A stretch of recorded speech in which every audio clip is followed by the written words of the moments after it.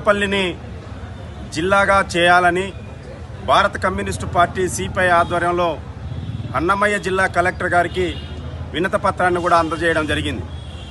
గతంలో చంద్రబాబు నాయుడు గారు మదనపల్లి, తంబాలపల్లి, పీలేరు, పుంగనూరును కలిపి మదనపల్లి కేంద్రంగా మదనపల్లి జిల్లాను ప్రకటిస్తామని చెప్పడం జరిగింది ఎన్నికల హామీలో. కానీ గత నెల ఈ రాష్ట్రంలో కొత్తగా 3 జిల్లాలను తీసుకొస్తున్నాం. అందులో మదనపల్లి, మార్కాపురం, రంపచోడవరం ఈ 3 జిల్లాలతో కలిపి 29 జిల్లాలని చేస్తాం ఈ రాష్ట్రంలో అని చెప్పినటువంటి చంద్రబాబు నాయుడు గారు వీళ్ళ రాజకీయ కుట్రల కోసం ఈరోజు మదనపల్లికి పూర్తిగా అన్యాయం చేశారు. మదనపల్లి జిల్లాని చేయలేదు, పాత అన్నమయ్య జిల్లాని తీసుకొచ్చి మదనపల్లి హెడ్ క్వార్టర్గా పెట్టామంటున్నారు. మేము ఈ రాష్ట్ర ముఖ్యమంత్రి గారిని, కూటమి ప్రభుత్వాన్ని అడుగుతున్నాం. గతంలో అన్నమయ్య జిల్లా ఈ రాష్ట్రంలో 26 జిల్లాలను, అందులో భాగంగానే అన్నమయ్య జిల్లా కూడా చేయడం జరిగింది జగన్మోహన్ రెడ్డి గారు. అదే జిల్లాను ఈరోజు తీసుకొచ్చి మదనపల్లికి అన్నమయ్య జిల్లాని బోర్డు మార్చారు. మరి నెక్స్ట్ మీ ప్రభుత్వం ఏమన్నా శాశ్వతంగా ఉంటుందా?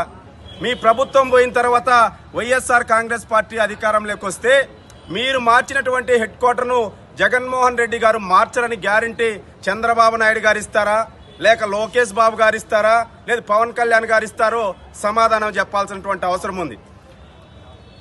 ఒక పక్క మదనపల్లి చరిత్రని అవమానిస్తుంది ఇక్కడ తెలుగుదేశం పార్టీ కానీ, జనసేన పార్టీ కానీ, బీజేపీ పార్టీతో సహా. మదనపల్లి జిడ్డి కృష్ణమూర్తి గారు, ద గ్రేట్ ఫిలాసఫర్, ప్రపంచవ్యాప్తంగా ప్రఖ్యాతి చెందినటువంటి జిడ్డి కృష్ణమూర్తి గారు ఈ మదనపల్లి పట్టణంలో పుట్టారు. ఈ పాలకులకు సిగ్గుండాల. బీటీ కళాశాల విదేశీ వనిత అనిబిసెంటమ్మ గారు బీటీ కళాశాల వేదికగా ఈ దేశానికి స్వాతంత్రం కావాలని హోమ్ రూల్ మూవ్మెంట్ బీటీ కళాశాల వేదికగా ప్రారంభించారు. ఇంకో పక్క విశ్వగురు రవీంద్రనాథ్ ఠాగూర్ గారు జాతీయ గీతాన్ని ఇక్కడ అనువాదం చేసి ఇక్కడనే ట్యూన్ చేసినటువంటి ఇంత గొప్ప చరిత్ర ఉన్నటువంటి మదనపల్లిని ఇవాళ కూటమి ప్రభుత్వం అవమానిస్తూ, ఇంకో పక్క అన్నమయ్య గారి చరిత్రను కూడా అవమానిస్తున్నారు.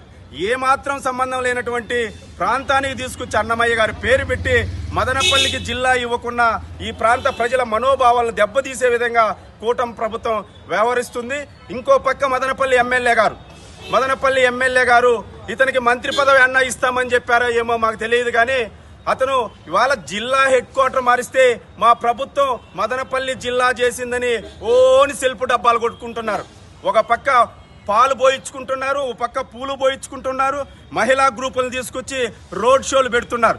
మేము అడుగుతున్నాం భారత కమ్యూనిస్టు పార్టీ సిపిఐగా ఈ మదనపల్లి ఎమ్మెల్యే గారిని, ఎక్కడన్నా 28 జిల్లాల్లో మదనపల్లి జిల్లా అని గెజెట్లో వచ్చిందా? గతంలో జగన్మోహన్ రెడ్డి గారు ఇచ్చినటువంటి 26 జిల్లాలకు మీ ప్రభుత్వం 2 జిల్లాల్లో పెంచి మార్కాపురం, రంపచోడవరంని పెంచిందే తప్ప ఈ మదనపల్లి జిల్లాని ఎక్కడ కానీ జిల్లా చేసినటువంటి పరిస్థితి లేదు. మీరు అవాస్తవాల్ని ప్రచారం చేస్తున్నారు.